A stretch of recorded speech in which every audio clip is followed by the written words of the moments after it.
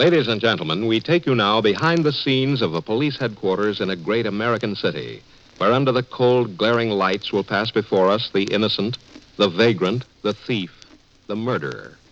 This is The Lineup.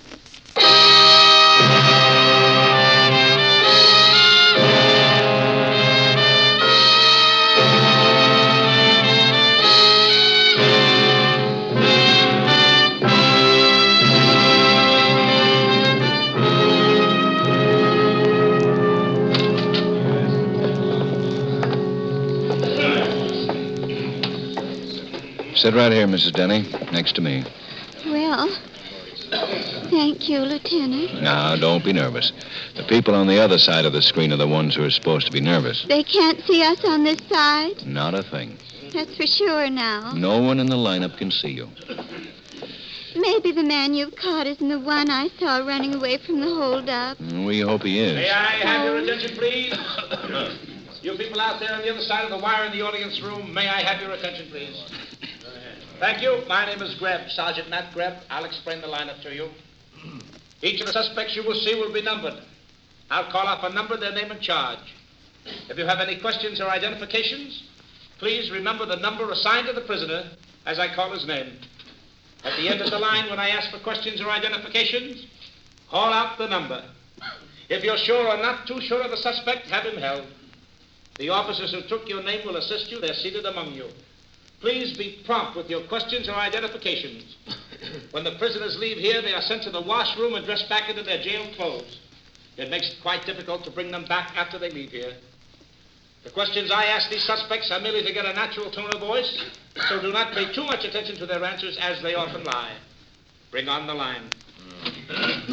All right, this way, boys. Move it up to the end of the stage. That's it, keep it moving. Move it. All right, now turn and face front, hands to your sides, look straight ahead. Ahead, Inch, not at your feet. Yes, you, number 3. Yeah. Okay, now, suspect. Where do you live, Frank? Live? Who lives? I exist. No beefs, just tell us where you live. Got a one-room at, Pendleton Arms. Get too hot for you in Detroit, Frank? Who's been in Detroit? Who sold you the gun you were carrying without a license? I wouldn't know. Some guy in Detroit. Self-defense is all, Sergeant. I never shut off that gun. That's a straight goods. Get your hands away from your face. Just scratch it. Number 2, Boaz Drager, alias Bose Drager, alias Bose Aggard. Suspected of armed holdup. Where do you live, Boaz? Shack by the river. A shanty town, sort of. Where were you last night, Boaz? We didn't find you home. I was sitting up with a friend, sick friend. Yeah, we got him, too. How'd he happen to have that slug in him? These guys are always in bad. We got it out of him. What, the slug? The story of the slug. You're in the clear on that anyhow. Something out of place happened last night?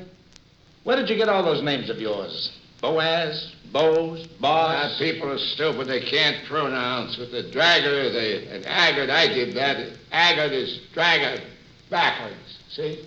Uh-huh. I wasn't any place I didn't ought to be last night. What happened? All right, Bose, all right.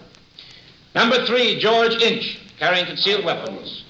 5 years, state penitentiary for armed holdup and armed assault. Well, is it one stretching up, George? My lawyer's coming down. Your lawyer? Well, you've gotten class since we last talked to you. See my lawyer. What's your lawyer's name, George? I got nothing to say. See my lawyer. I'm a citizen.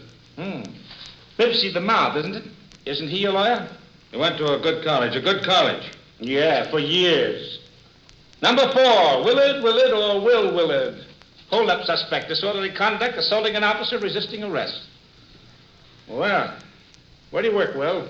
Hill and Ninth, car park. Quite a celebration in your hotel last night, wasn't it? Yeah, it was somebody's birthday. The landlady said some shooting was going on. Oh, it was just a noisy party. Nobody got hurt. Him? Why did you try to beat up the patrolman who arrested Sergeant Graham. I'm sorry. Yes, Lieutenant? Number 4, hold for interrogation.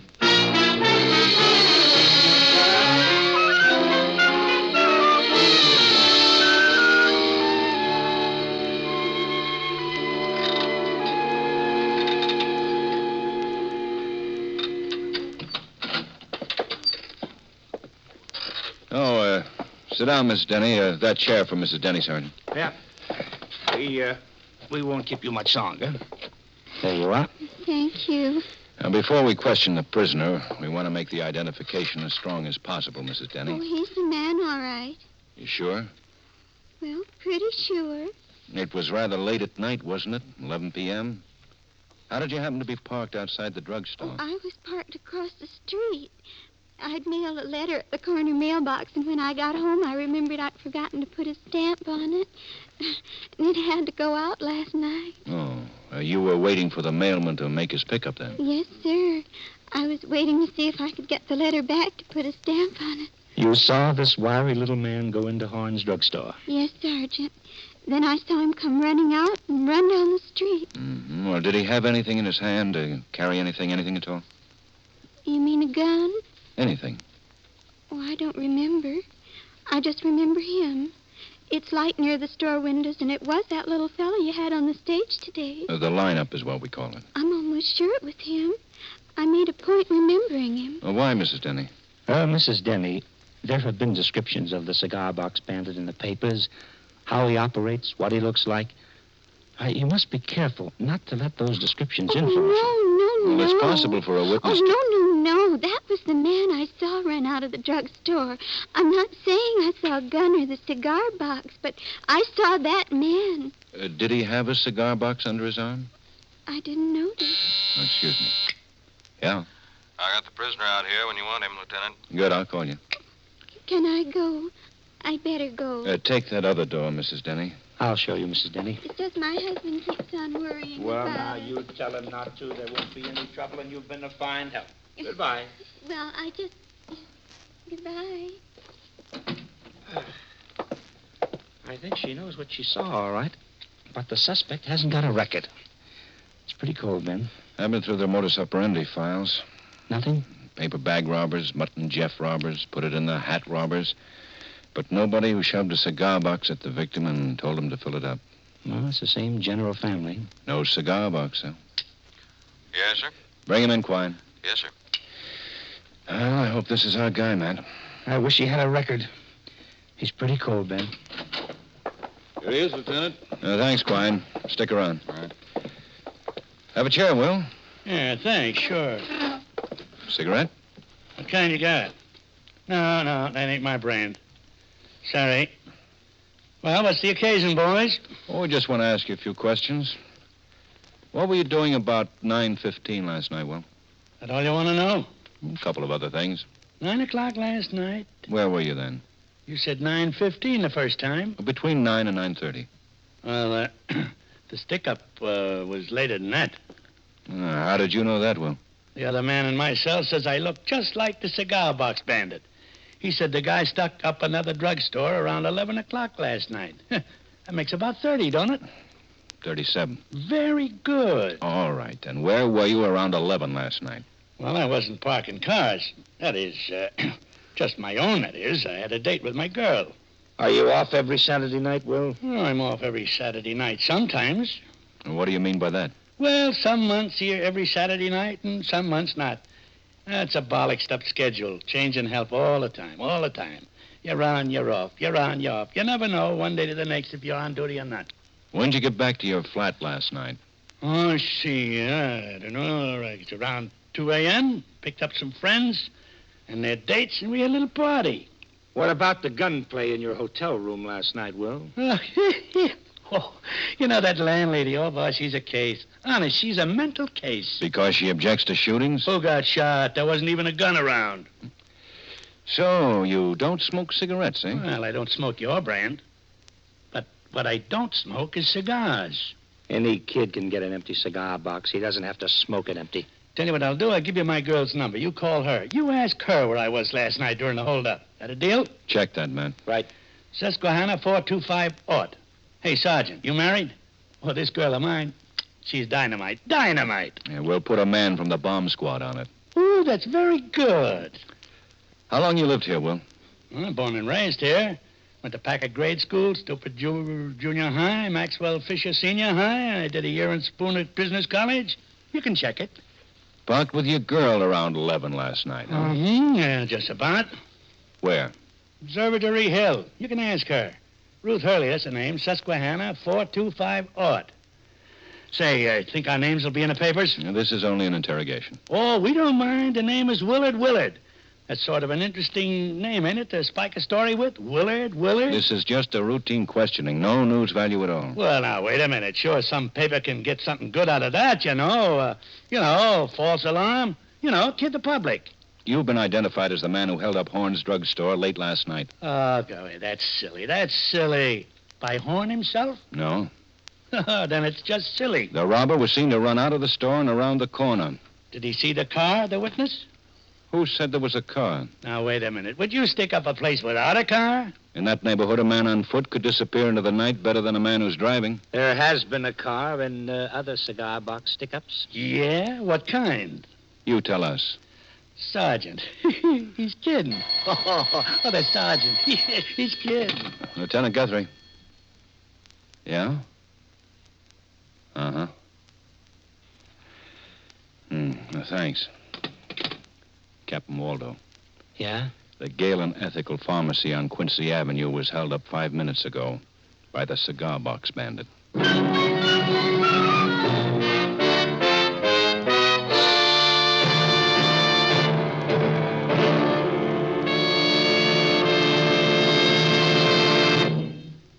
High prices are more than just a nuisance. They can wreck our economy and seriously injure every one of us. Yet with goods going into defense and with more money in our pockets to spend, the cost of living won't stay down unless we do something about it. All of us. We've got to work better, buy only what we need, watch the prices we pay, keep from asking too much for the goods or the work we sell.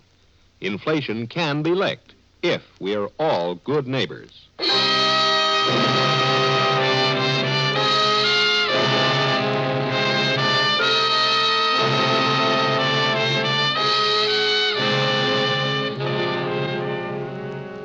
I tell you, that guy's a fake. He's a dirty, low-down fake. Who's a fake? The bandit? What do you mean, the bandit? I'm the bandit.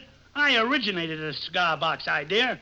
I stuck up all those other drugstores. I've been cleaning up, and nobody could lay a finger on me. So where does this phony come in? If this is a confession, we'd better get the stenographer in. I'm not confessing anything. I'm telling you that this other guy is strictly a phony. And I'll go before any guy I ever stuck up and have him identify me as the one and only genuine cigar store bandit. And that's an offer.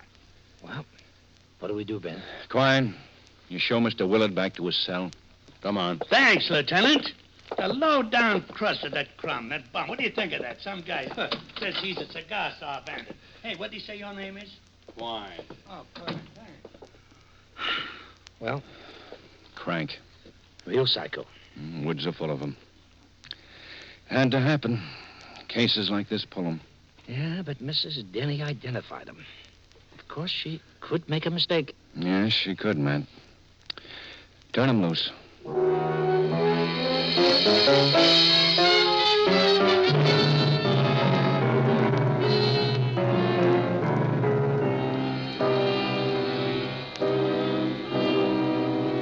Yes, Lieutenant, he took a shot at me, all right.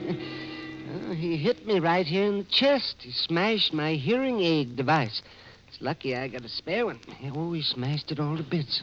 Oh, you were lucky, Doc. Where were you standing when the bandit came in? Well, I was right here. I was counting up after a hard day in the store, trying to concentrate on filling prescriptions and doing business and listening all the time. It's a relief to close up. I turn off my hearing aid and count up. Oh, my, it's a wonderful relief. Silence. You know, I wouldn't like to have all my hearing back.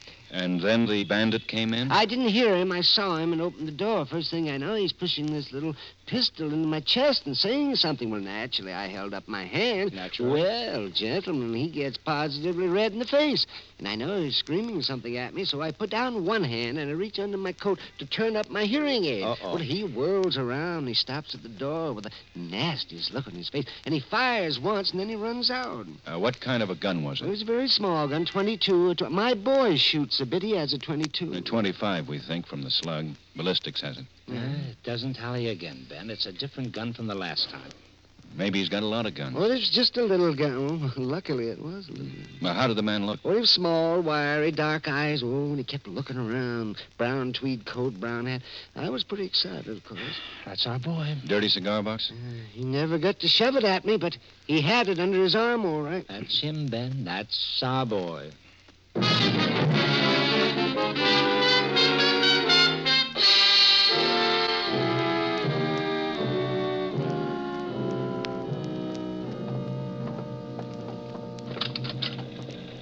What does Captain Waldo want, Ben? That's something new on the cigar box, Bandit. Number 39? Incidental intelligence. Something stirring. I figure it's trouble because we haven't caught anybody. The Alumni Association wants victories or the coach has got to go. Hello, Ben, Matt. Hello, Bill. Sit down, boys. Thanks. Thanks, Captain. You know Gilbert Fromson, druggist, corner of 79th and Grant? Been there 40 years. He's a very big man in his business.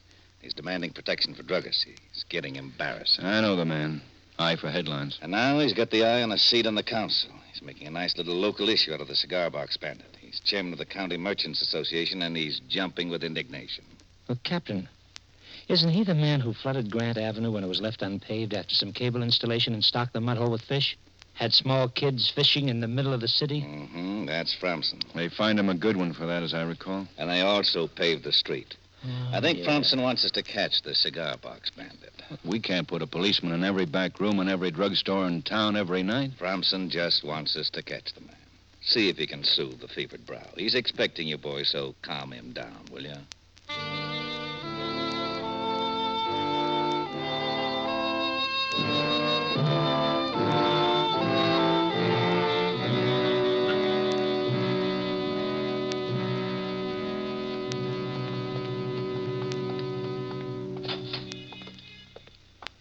Mr. Fromson? Sorry, I don't see salesman on Wednesday.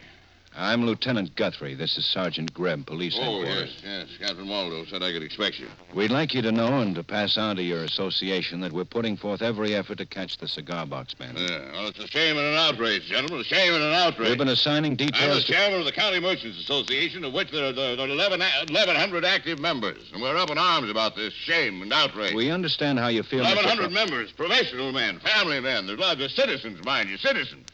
They're furious. What's being done about it? I ask you, what is being done about it? Policemen are being stationed... Policemen. We're putting every officer we can spare into the back rooms of drugstores, Mr. Fromson. Well, I've a drugstore. What about my back room? Just for example. That's our assignment, Mr. Fromson. Sergeant Greb and I intend to spend every night this week in your prescription room, starting right now. Is that so? The brass, eh? Well, I'm flattered, Lieutenant. Now, if you'll show us your back room and the peepholes, we'll go to work.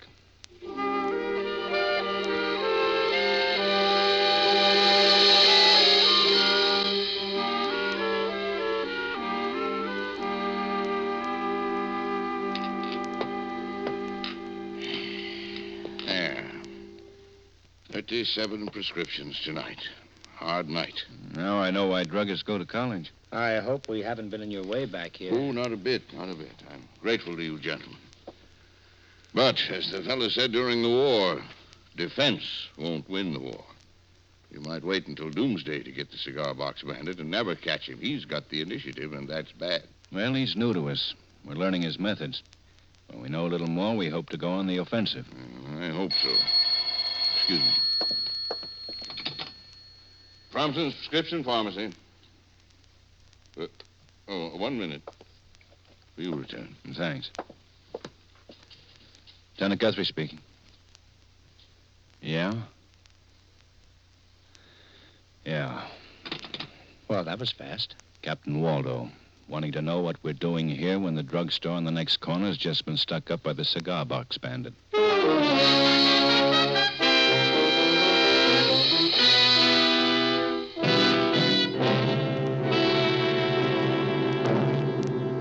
We are making progress, Bill. In spite of our failure to lay our hands on cigar box, I insist that we're making progress. Then why aren't you captain and me chief of police? Bill, we've told you. We've had to wait and watch and study. But there's a very definite pattern emerging from this cigar box picture. Right, Matt? Well, yes, there are some puzzling features, all right. Like no agreement on the gun he uses.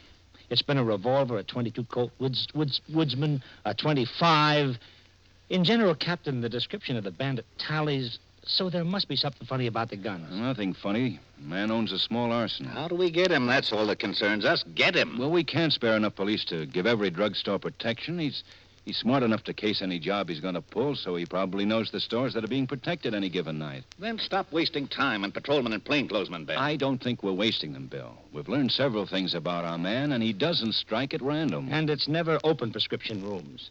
It's always drugstores with backroom prescription departments, so we can herd the helping back out of sight of the street. By covering certain areas, we've confined the bandit to certain other areas.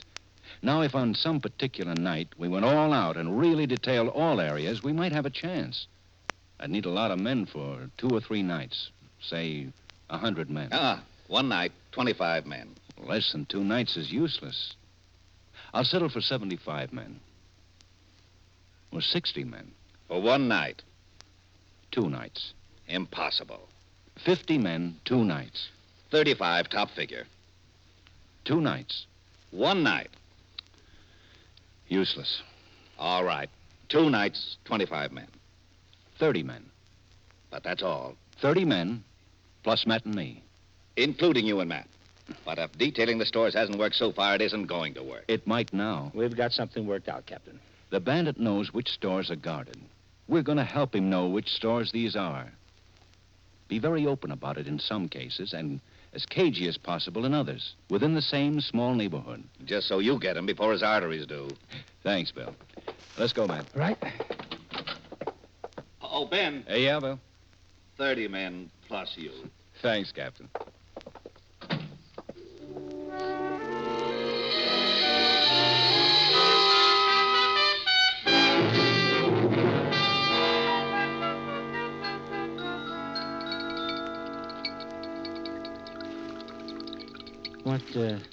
What's that you're mixing up now? Tincture of hyoscyamus, potassium citrate, and elixir of lactated pepsin. Now you know as much as I do. How long does it take someone to learn to be a lady pharmacist? About as long as it takes to learn to be a gentleman pharmacist. 4 years? 5? How long does it take for an entire police force to catch one fresh little hold-up man? Oh, we'll get him. I don't see how. You have to be an idiot to try to hold me up tonight after the way you've been showing yourself in front all evening. Anybody can tell you're a cop. How? I can tell. How? Don't answer that. Well, you're not going to catch anything back here. Well, maybe you're right. Now, we had a protest vote at our last meeting. Huh? Village pharmacy. Now, one moment, please. For you, Sergeant Greb. Thanks. Hello? Oh, hello, Ben. Oh? Uh-huh. Be right there.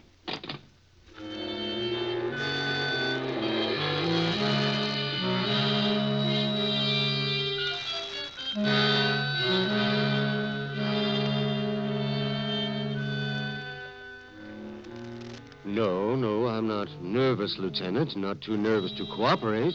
That is, I don't think. No, good. Now, look, if that suspicious person your customer said is watching the place is our man, we may see some action. Well, just tell me what to do. All right? If he comes in, you go out and wait on him. Be as natural as possible. I see. I'll be in here.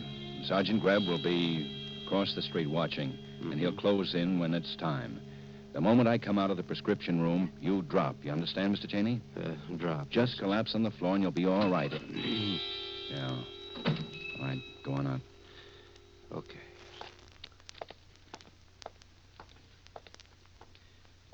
Good evening, sir.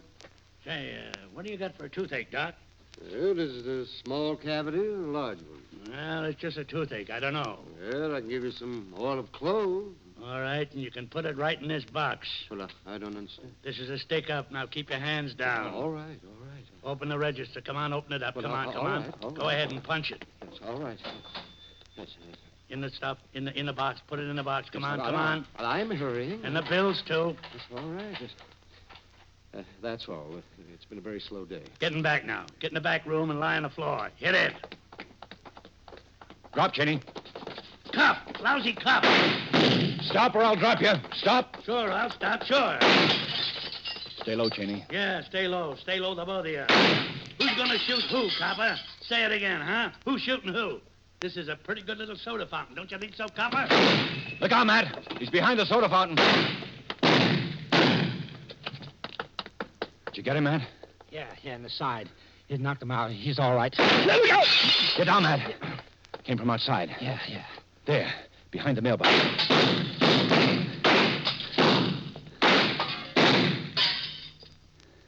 He's down, Ben. I'll go take a look. Okay. Take it easy. Take it easy. He's dead, Ben. It was Will Willard. Here's his gun. A Colt Woodsman. That's the answer, Matt. There were two of them. Oh, yeah, that's it. Two of us, copper. But we had you cops guessing, didn't we? Brothers? Yeah, sure. Twins. No wonder they look alike, Ben. Sure. He'd do a job, I'd do a job. He'd do a job, I'd do a job. He'd work, I'd watch. I'd work, he'd watch, you know? We know now. Your brother's the one we hadn't let go. Yeah, we figured it out. Whoever you caught, he'd stall around until the other one pulled a job. Then the caught one, he'd confess. Pull a crank act, get me? Confess. You know what I mean? Yeah. You think maybe that was a smart gag, huh? That was nothing. Willie had better ones, you know? Yeah, well, tell us in the prowl car. Willie was a smart boy, you know? Yeah. That's why he's so dead now, because he was smart. You know?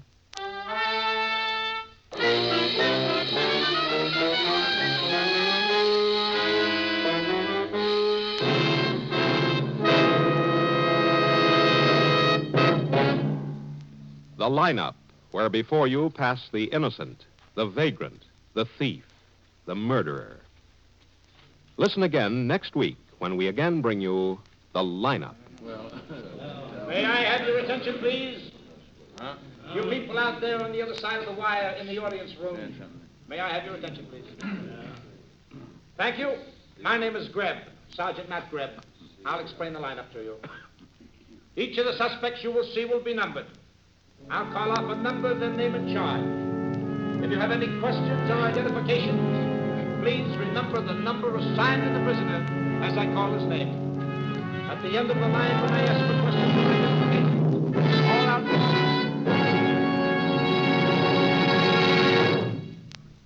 The lineup, starring Bill Johnstone as Lieutenant Ben Guthrie and Wally Mayer as Sergeant Matt Greb, was written by Milton Geiger with music by Eddie Dunstetter. Featured in tonight's cast were Peggy Weber, Dave Young, Ed Begley, Walter Catlett, Howard McNear, and John McIntyre.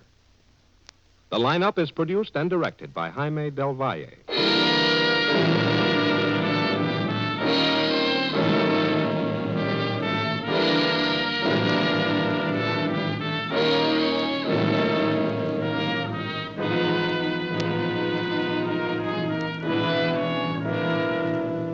An hour of new music and an hour of dramatic highlights of the news. They're yours on most of these same CBS stations every Friday night. Jan Murray is on hand with his new songwriters and their songs for sale. Edward R. Murrow is here with the voices of the people who've made news in the past 7 days, all appearing on Hear It Now. Listen to Songs for Sale and Hear It Now.